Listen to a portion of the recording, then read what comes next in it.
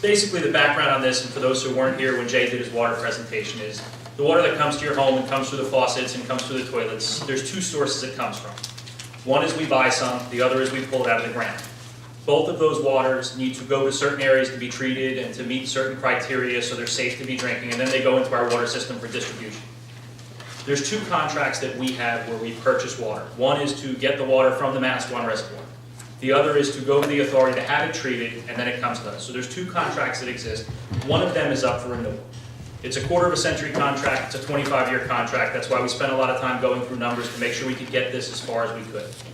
Basically, what we've determined by looking at the numbers is there's a healthy amount that we can reduce our contract to still maintain the level of service we have now. One of the biggest fears we had was to reduce either one, so in our peak demand, we would be limited on water, you'd see pressure drops, or we'd have issues, or more importantly, if we lost one service entirely, we didn't want to see a savings on paper right now to cut back, come back to bite us later in excess.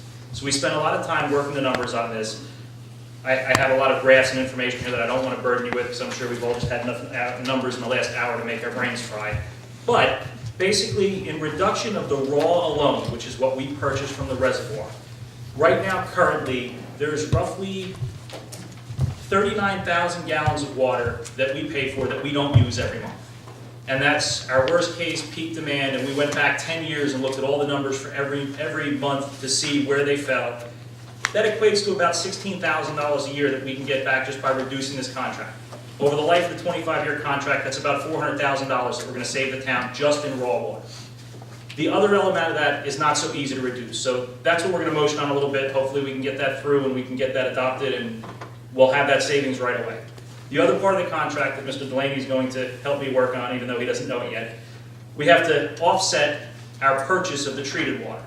We're part of a group that owns the plant that treats it. We have a certain number, which I believe is 12.5%, right, Jay? Let's see. Close enough. Close enough.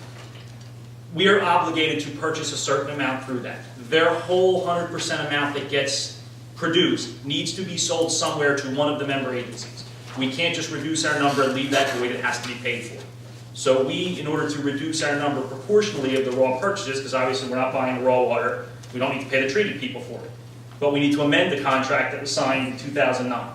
So that's not going to be as easy going forward, but if we can accomplish that, that number, reducing it proportionally, drops us down almost $53,000 a year, which over the same 25-year period saves us almost $1.3 million in water we're not using. So we have a lot of good potential savings on the table that I'm really excited about. But right now for the raw water, I think we're in a really good spot to make the reduction on here. We've gone over it with the water utility operator. He's comfortable with the numbers based on his experience going back the last 30 years. Statistically, the numbers work, so I'm very confident in where we fell with the numbers.